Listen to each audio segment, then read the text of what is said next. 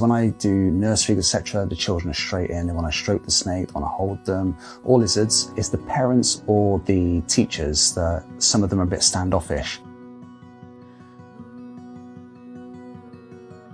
Ugly. Scary. Tough. Disgusting. Scaly. Vicious. Slimy. Evil. Dumb. I just hate them, they're so gross.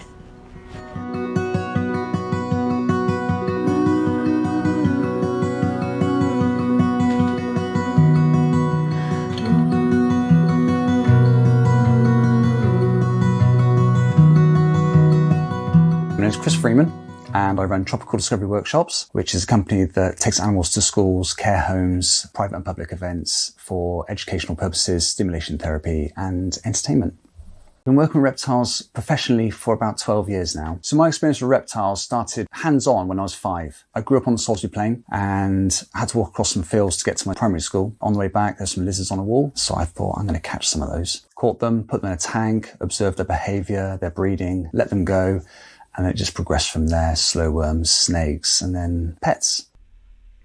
With the misunderstanding of reptiles, to be honest with you, I think it's mainly adults. Children don't have that fear factor yet. So when I do nurse feed, etc., the children are straight in. They want to stroke the snake, they want to hold them. Or lizards, it's the parents or the teachers that some of them are a bit standoffish. And I think that's either a learned behavior or a phobia. But I find phobia is a very weird one because it's an irrational fear. But I don't think snakes are necessarily an irrational fear because in the wild, a snake could hurt you. As in, different countries, venomous snakes, big snakes. So I think it's just fear that's been instilled, one, by TV and media. Something may have happened when they're a child and they're to do with their parents, such as, oh, don't touch that, it's a snake. Yeah, definitely a learned behavior, mainly, I reckon. Most common misconceptions about reptiles would be, in my opinion, that they're going to eat you and they're going to strangle you.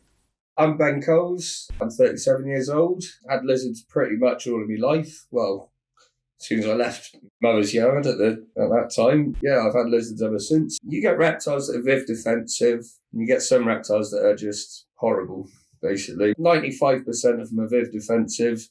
I've got a snake there. While it's in its vivarium, you try and get him out, he'll steal your wallet, he'll rob your car, and he'll brag about it to his mates. He's got that attitude. As soon as he's out of the tank, or the vivarium, whatever you want to call it, you let him cool down. As soon as he's out of his familiar surroundings, he's actually really friendly.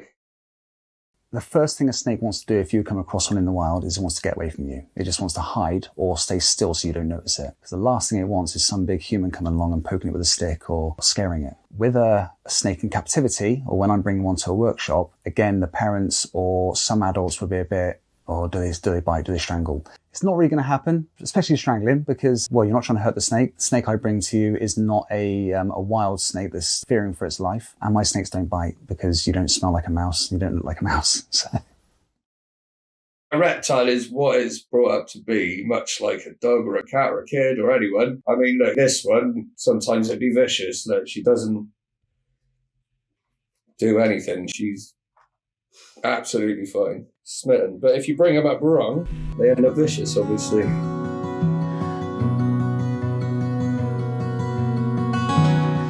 Do reptiles have a personality? They do, in my opinion. If I take, say, 5 royal pythons that we've got, they all have different personalities. They all act differently. They all have their little quirks. And I think throughout the snakes that we've owned over the years, there are some, maybe it's passed away a couple of years ago from old age, and think, oh, I really miss, for example, Stephen the mill snake. He was so good-natured.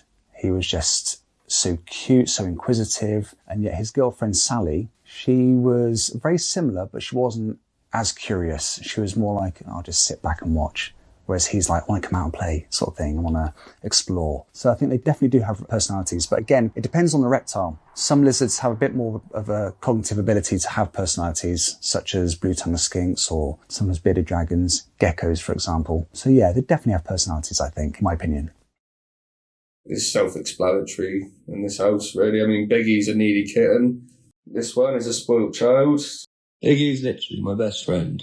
When I first got him, I was in a very good place, nice living status, good wages and all that. So I think in a way I've always attached him to the thought of being happy. He's seen me through a silly amount of situations, as I call them. It's difficult to explain how. It's hard to describe, but I imagine it's how people feel with their cat or a dog. You see him smiling the rest of the day, it doesn't really matter. I even went homeless at one point while owning Biggie. If you can imagine the struggle of owning a big reptile, you'll understand what I went through to keep him. I paid lizard rent at a few people's places. and did anything I could, knowing that of all the things I could lose, he was the last. Biggie quite literally recognises the sound of a bag of kale being shaken. He certainly recognises my voice and even knows certain times of the day. The day he dies, unless he outlives me, of course, will genuinely probably be one of the hardest days of my life. So anyone that thinks you can't bond with them, you absolutely can. They have as much, if not more, personality than a cat or a dog.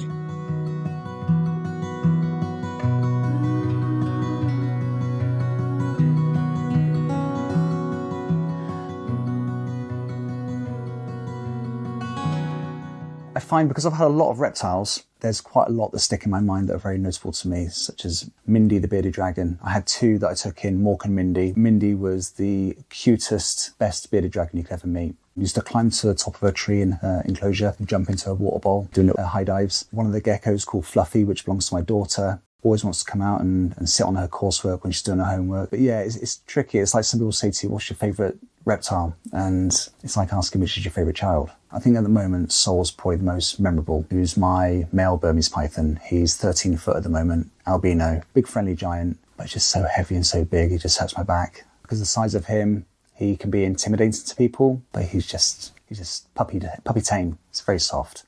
The general care of snakes, it does vary between snakes because obviously they're different habitats. Most people, if they're going to get a snake, they're going to get something like a corn snake or a royal python. I'd always advise against a royal python because of their care. Whereas corn snakes, they're great. They'll eat every week as they're supposed to. They don't need a great deal of setup. So as long as they've got their water bowl, they've got their heat source, and they've got somewhere to hide on a cool end and a warm end of the vivarium. I do various care sheets for various snakes because if someone does want to get a snake, the first thing I say is don't go and get the animal first of all. Research, get as much information as possible. And then anything you get after that from owning the animal, that's your experience, which is also paramount because you'll learn so much from having the snake. But as long as you get the basics right, water, food, heat, hide, enclosure, perfect.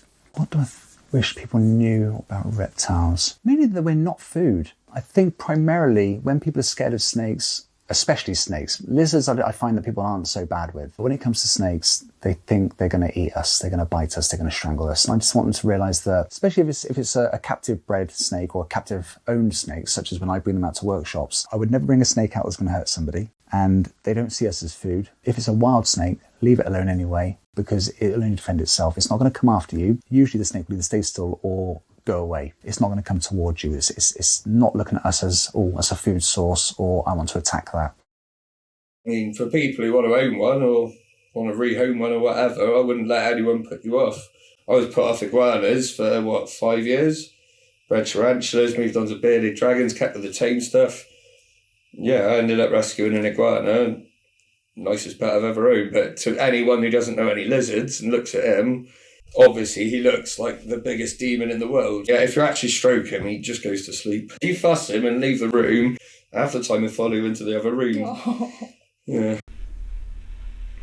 They're nice animals. They're interesting animals. And I think the more people understand about them, I think the more they could come to like them. If they're scared of snakes, it's totally understandable. I don't want people to do anything they're afraid of doing. However, when it's their decision, then I think they should try and face that fear, whether it be a phobia or a general fear. I've had a couple of occasions where someone will go, oh, keep that snake away from me, I'll kill it, or I'll stamp on it, that sort of thing. Usually a male. I'd rather people be interested, and if they don't like them, just give them a bit of wide berth. But otherwise, come and see it, come and talk to it, come and stroke it and meet it, and hopefully change some minds.